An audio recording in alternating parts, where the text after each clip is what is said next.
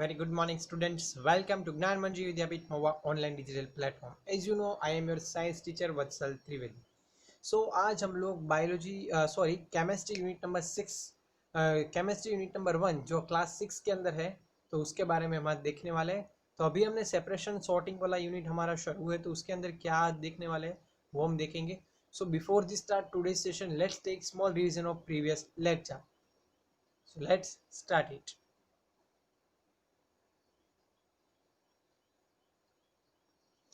Okay, so first thing is that practice question number 1.4 on your supplementary book page number 3 chemistry division है।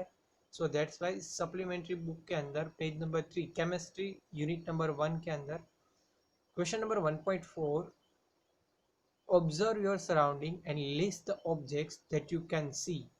आसपास देखना है और आपको जो आपके आजू बाजू वाले जो कुछ भी ऑब्जेक्ट है उसके नाम आपको लिस्ट कराने हैं।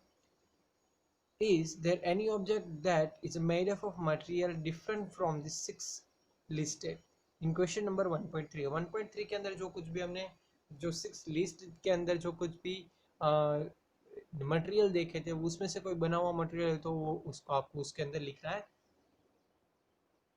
Write down the object and identify the material it is made of। वो किस में से बना है वो आपको लिखना है। सो यहाँ पे मैंने कुछ एज एग्जाम्पल कुछ आंसर यहाँ पे लिखे wall which are made up of cement, shoes which are made up of leather, then paint. So paint is made up of oil and other pigments. Okay, तो ये उसका answer. Now next question, practice question number 2.2 on your supplementary book page number 4 SB4. Question is that what kind of material will you use to make a box to carry things on a rainy day? Give a reasons to the support answer. We can use a plastic to make box as it will not absorb the water like paper और cardboard। तो हम plastic से बना हुआ कुछ box use करेंगे और वो बॉक्स हम इसीलिए यूज करते हैं क्योंकि वो रेनी सीजन के अंदर पानी उसके अंदर ना जा सके। सो वो पानी को एब्सॉर्ब नहीं कर सकता है लाइक पेपर और कार्डबोर्ड की बात करें। How does we describe the objects? Next point is how does we describe the objects? हम ऑब्जेक्ट्स को किस तरह से डिस्क्राइब कर सकते हैं, किस तरह से हम उसको बता सकते हैं कि ये पर्टिकुलर ये ऑब्जेक्ट है। Now observe the object shown by your teacher. अभी मैं आपको एक ऑब्जेक्ट यहाँ पे दिखा रहा हूँ तो आप ये ऑब्जेक्ट ध्यान से देखिए क्या है ये इमेज। यस, आप सब कहेंगे तो sir this is a spoon. Okay, so if you had to describe this object to someone so how would you do it. अभी मैं ये स्पून है मैं किसी को डिस्क्राइब करने को बोलूँगा बिना बताए आप उसको डिस्क्राइब करनी है तो आप किस तरह से करोगे। तो उसके लिए कुछ प्रॉपर्टीज चाहिए जिसको कुछ हम उसके प्रॉपर्टीज के बारे में बताएंगे। अभी प्रॉपर्टीज क्या होती है। So to describe this spoon we would use to words such as smooth, shiny, hard, silver। यानी कि जो स्पून है वो स्मूथ है, शाइनी है, हार्ड है, सिल्वर है। So it is a properties of the particular object. Okay, for an example मेरे पास ये मेरा मोबाइल फोन है तो मैं इसकी स्क्रीन कैसी है, हार्ड स्क्रीन है। ओके, सो ये स्क्रीन हार्ड है, ये डिजिटल ऑब्जेक्ट है, मैं ये बता सकता हूँ उससे उससे उसकी मदद से हम कॉल कर सकते हैं, उसके अंदर हम फोटोग्राफी गेमिंग वगैरह कर सकते हैं। तो ये क्या है सब कुछ। तो ये चीज़ जो मैंने बताई है मोबाइल की प्रॉपर्टीज कहलाती है कि उसके ऊपर से हम लोग ये पता लगा सकते हैं कि ये कौन सी चीज़ होने वाली है। ओके, सो फॉर स्पून ये इमेज आप देख रहे हैं तो उसके लिए उसकी प्रॉपर्टीज क्या है, स्मूथ है, शाइनी है, हार्ड और सिल्वर है। उसके ऊपर से हमको पता लग जाएगा कि ये क्या है, स्पून है। So it is called properties. We can describe an object using a properties like luster। For an example, metal such as gold, silver or diamond are lustrous in nature। Luster is a one type of property, lustrous यानी कि lustrous describe the how shiny an object। Object कितना shiny होना चाहिए। अगर object shine कर रहा है तो ये उसकी प्रॉपर्टीज कैसी हुई, लस्टूरियस, यानी कि लस्टर। तो गोल्ड सिल्वर है तो वो उसकी प्रॉपर्टी क्या होती है, लस्टर्स, वो शाइन करता है। डायमंड वो शाइन करता है। आप सबने देखे होंगे घर में मम्मी ऑर्नामेंट्स पहनते हैं तो वो सारे ऑर्नामेंट्स शाइन करेंगे। Why? Because it is because its properties is lustrous. Okay. Then hardness. Hardness describes the how easy or difficult it is to bend and stretch an object.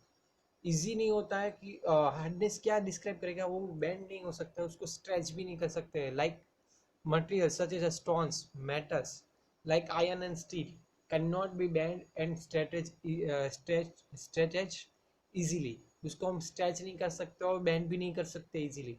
तो ये इस तरह की जो जिसके पास प्रॉपर्टीज है उसको क्या बोलेंगे, hardness. Next one is that texture.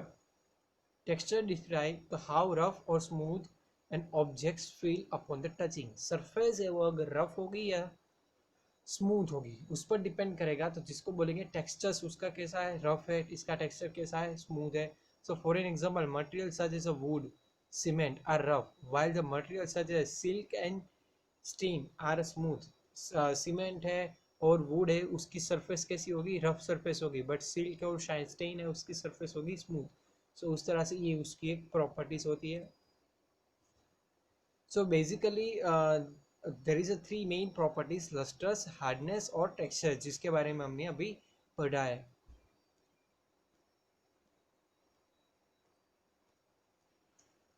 आज हम यहाँ तक रखेंगे और आज हम देखने वाले हैं practice question number 3.1। Practice question number 3.1 क्या है? एज पर please open your supplementary book page number 5। Open your supplementary book page number 5 and look at the table given in practice question number 3.1। यहाँ पे आपको कुछ इस तरह सा टेबल आपकी सप्लीमेंट्री बुक के अंदर पेज नंबर 5 के ऊपर अवेलेबल होगा। आपको ये देखना है। यहाँ पे क्या लिखा है, नंबर्स, ऑब्जेक्ट, मटेरियल, शाइनी और डल, हार्ड और सॉफ्ट और स्मूथ और रफ। तो उसकी प्रॉपर्टीज हमको लिखनी है।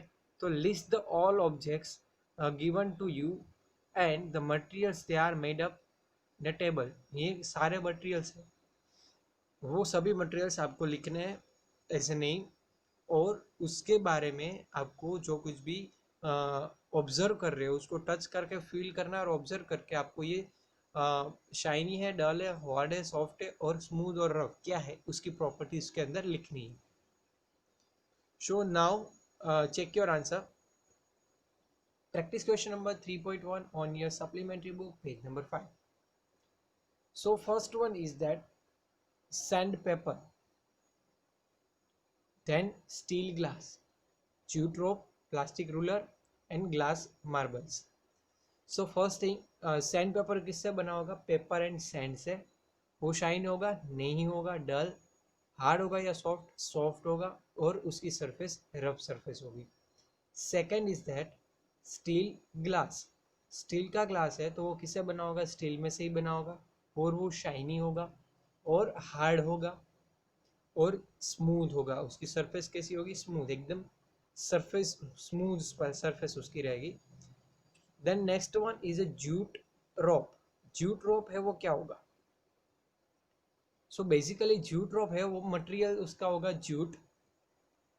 देन ये शाइनी होगा या डल होगा, ये होगा dull. Then it is a soft and surface is a rough. Next one is that plastic ruler. So it is made of plastic, shiny नहीं होगा, डल होगा, हार्ड होगा और स्मूथ सरफेस रहेगी। Last one is a glass marble. So it is made up of glass, property is a shiny, hard and smooth. Okay, surface कैसी होगी, smooth होगी। तो ये था हमारा practice question number 3.1 on your supplementary book page number 5।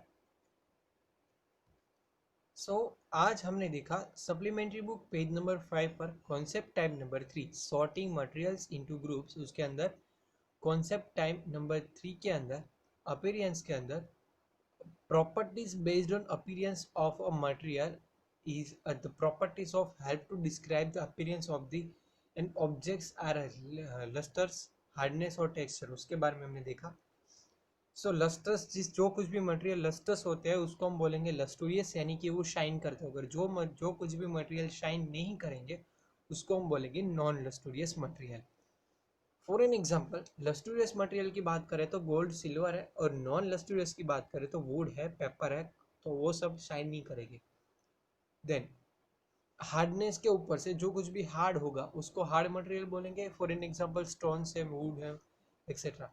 और जो कुछ भी सॉफ्ट रहेगा, सॉफ्ट मटेरियल्स है, तो यानी कि उसको हम सॉफ्ट मटेरियल बोलेंगे. तो वो क्या आएगा, कॉटन है, शॉप है, रबर है. सो ये सब कुछ स्मूथ मटेरियल्स के अंदर आएगा. रफ और स्मूथ सरफेस, यानी कि सरफेस के मुताबिक अगर हम देखें तो टेक्सचर उसका रफ होगा तो उसको रफ टेक्सचर बोलेंगे, और सरफेस उसका स्मूथ होगा तो उसको हम बोलेंगे स्मूथ सरफेस. ओके. साथ ही साथ हमने practice question number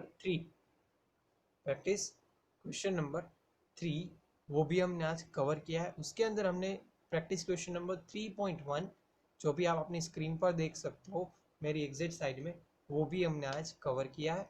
so I hope सभी क्वेश्चन आंसर जो कुछ भी आप आज के ये वीडियो के अंदर हो गए, सारे क्वेश्चन आंसर आप सभी को लर्न कर मेमोराइज कर एक बार लिख कर अपने रिस्पेक्टिव टीचर को एज होमवर्क सेंड करना होगा.